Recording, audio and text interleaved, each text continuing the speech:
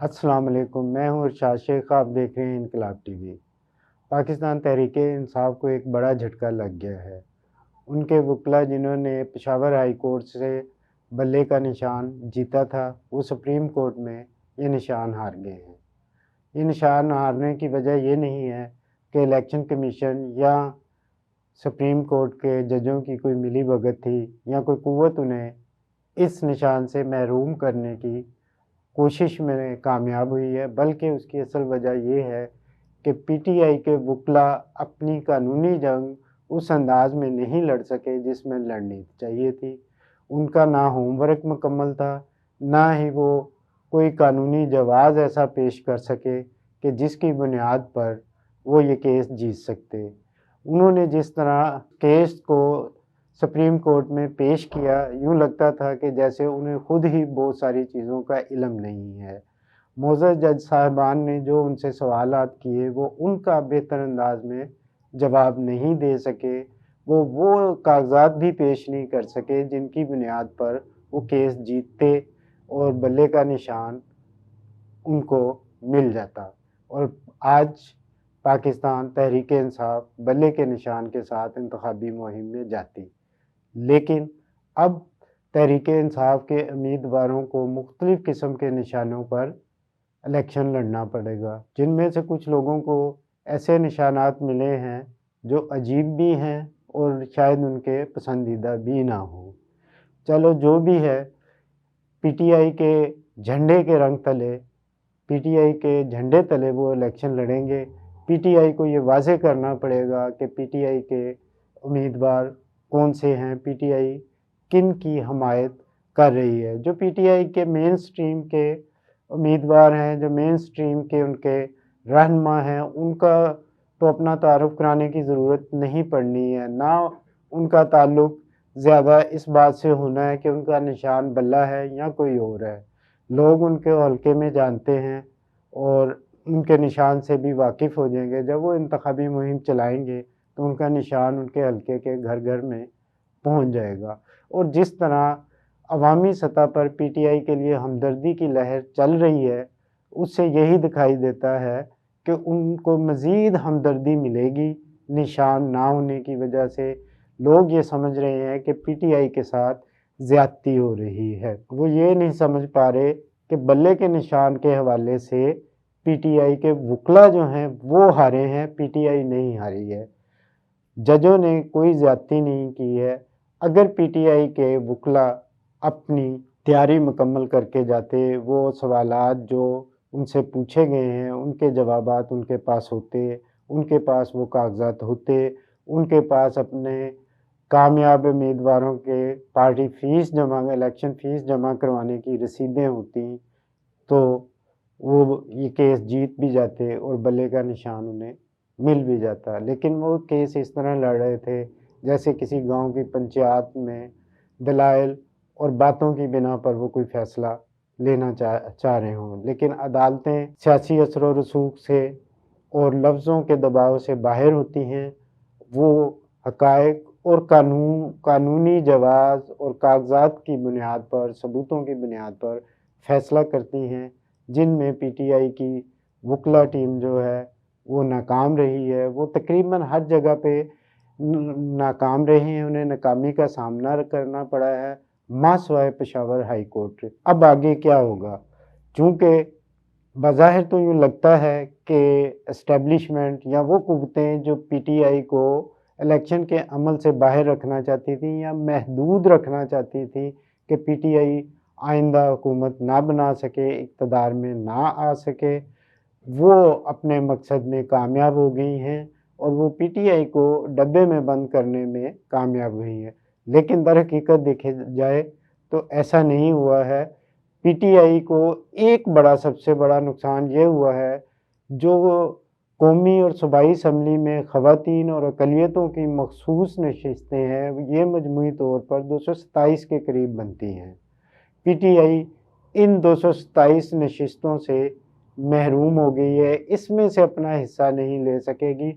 अब general election में PTI जितनी भी सीटें ले ले, उसके लिए इंतहाई मुश्किल होगा उस तादाद को पूरा करना جو مخصوص نشستوں کے مل جانے سے پوری ہوتی ہے اور جو وہ اسٹرینتھ بنتی ہے ایک پارٹی کی۔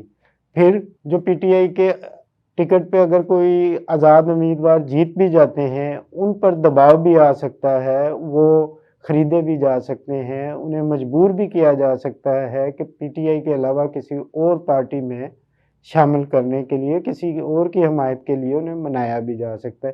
یہ مشکلات پی ٹی آئی کو رہیں گی۔ دوسرا یہ ہے کہ الیکشن تک پی ٹی آئی کو اس معاملے کو سنبھالنا بھی بہت مشکل ہوگا کہ ان کے ایک ایک حلقے میں 8-8 10-10 امیدوار ہیں پی ٹی آئی کے، ان کو مطمئن کرنا، ان میں سے یہ واضح کرنا کہ کون پی ٹی آئی کا امیدوار ہے اور کون نہیں ہے، یہ بہت مشکل ہوگا۔ پی ٹی آئی کے اپنے ہی کارکن آپس میں ٹکرا جائیں گے، جس کا نقصان انہیں الیکشن میں ہوگا۔ دوسری جانب ہم دیکھیں پاکستان پیپلز پارٹی اور مسلم لیگ نون، تو ان لوگوں کی الیکشن کی اپنی تیاری اپنی جگہ پر ہے۔ نون لیگ تو اپنے طور پر الیکشن جیت کر بیٹھی ہوئی ہے اور پیپلز پارٹی اپنی جستجو کر رہی ہے۔ پیپلز پارٹی اپنی کوئی جگہ پنجاب میں بنانے کی کوشش کر رہی ہے، سندھ، بلوچستان اور کے پی کے میں، اور اپنا وہ ہوم ورک مکمل کر چکے ہیں۔ وہاں انہیں امید ہے کہ وہ اتنی سیٹیں ضرور لینے میں کامیاب ہو جائیں گے کہ آگے نون لیگ بھی اگر جیت جائے یا پی ٹی آئی جیت جائے تو ان کے بغیر وفاقی حکومت نہیں بن سکے گی۔ وہ ایک بڑی قوت کے طور پر موجود رہیں گے، ان کا اتحاد ضروری ہوگا۔ اب ہم دیکھیں کہ ان دونوں پارٹیوں نے جو ٹکٹوں کی تقسیم کی ہیں، جن امیدواروں کو ٹکٹیں دی ہیں، تو ہم آئندہ بننے والی اسمبلی میں پر نظر رکھیں جو 8 فروری 2024 کے الیکشن کے نتیجے میں بنے گی، تو وہ اسمبلی آپ سمجھیں کہ قوم کے نمائندوں کی اسمبلی نہیں ہوگی، بلکہ اس میں چند خاندانوں کی اجارہ داری ہوگی۔ جس لحاظ سے، جس طرح سے ایک ہی خاندان کے 4-4 5-5 لوگوں کو ان پارٹیوں نے ٹکٹیں دی ہیں اور ایک ہی خاندان کو نوازا گیا ہے، تو جو اسمبلی ہوگی وہ کیسے قومی نمائندگی کرے گی، عوام کی نمائندگی کیسے کرے گی؟ وہ تو چند خاندانوں کے، چند برادریوں کے مفادات کا تحفظ کرے گی۔ آپ صرف شریف خاندان کو لے لیں تو ان کے 4-5 امیدوار اپنے گھر کے ہیں، اور اگر مزید ان کی رشتہ داریاں کھوجی جائیں تو یہ 15-20 بنیں گے پورے پنجاب میں، جو شریف خاندان سے کسی نہ کسی طرح رشتہ داری رکھتے ہیں، کسی نہ کسی طرح تعلق رکھتے ہیں۔ اسی طرح انہوں نے تقریباً 38 سے زائد ٹکٹیں ایسے لوگوں کو دی ہیں جو آپس میں رشتہ دار ہیں۔ پیپلز پارٹی نے بھی ایسا ہی کیا ہے کہ انہوں نے سندھ میں ایک ہی خاندان کے کئی لوگوں کو ٹکٹیں دی ہیں، یہاں تک کہ ایک ہی خاندان کے لوگ دوسری مخالف پارٹیوں میں بھی کھڑے ہیں، یعنی ہار بھی ان کی ہے اور جیت بھی ان کی ہے۔ جو بھی جیتے گا اسی خاندان کے لوگ جائیں گے۔ یہ وہ لعنت ہے پاکستان میں جو پل رہی ہے، اس پر اگر آپ نظر رکھیں تو ہماری جو بیوروکریسی ہے، اب اس میں بھی یہ لعنت چلی گئی ہے کہ ایک ہی فیملی کے 5-5 6-6 لوگ بیوروکریسی میں موجود ہیں۔ وہ ایک دوسرے کو تحفظ دیتے ہیں، جو کرپشن رک نہیں رہی، جو تباہی مچی ہوئی ہے پاکستان میں، جس طرح مراعات مل رہی ہیں بیوروکریسی کو، اس کی بنیادی وجہ یا بڑی وجہ یہ بھی ہے کہ اب بیوروکریسی بھی رشتوں کے چکر میں جکڑی ہوئی ہے۔ رشتوں کا جال اس طرح بنا جا چکا ہے کہ غریب عوام کے لیے اب اس معاشرے میں بہت کچھ نہیں بچا، بلکہ تکلیفیں بچی ہیں، پریشانیاں بچی ہیں، اس کی حمایت کرنے والے نہیں بچے ہیں، کسی بھی سطح پر نہیں بچے ہیں۔ تو ہمیں دعا کرنی چاہیے کہ ان مصیبتوں سے پاکستان کی جان چھڑے، یہ رشتہ داریاں اپنی جگہ پہ رہیں، رشتہ داریاں ختم نہیں ہوتی، رہتی ہیں، لیکن اس طرح ان کا پنپنا جیسے سیاست میں پنپ رہی ہیں، بیوروکریسی میں پنپ رہی ہیں، اور اب ان کو دیکھیں تو دوسرے شعبوں میں بھی یہی کچھ ہوتا جا رہا ہے کہ ایک ہی خاندان کے لوگ اپنے ہی خاندان، اپنے برادری کے لوگوں کو اس شعبے میں لا کر میرٹ کی دھجیاں اڑاتے ہوئے اس شعبے میں لاتے ہیں اور اپنی اجارہ داریاں قائم کر رہے ہیں۔ اگر یہ اجارہ داریوں کا یہ سلسلہ پارلیمنٹ سے چلا اور نچلی سطح تک اسی طرح چلتا رہا تو پاکستان کے لیے یہ مناسب نہیں ہوگا۔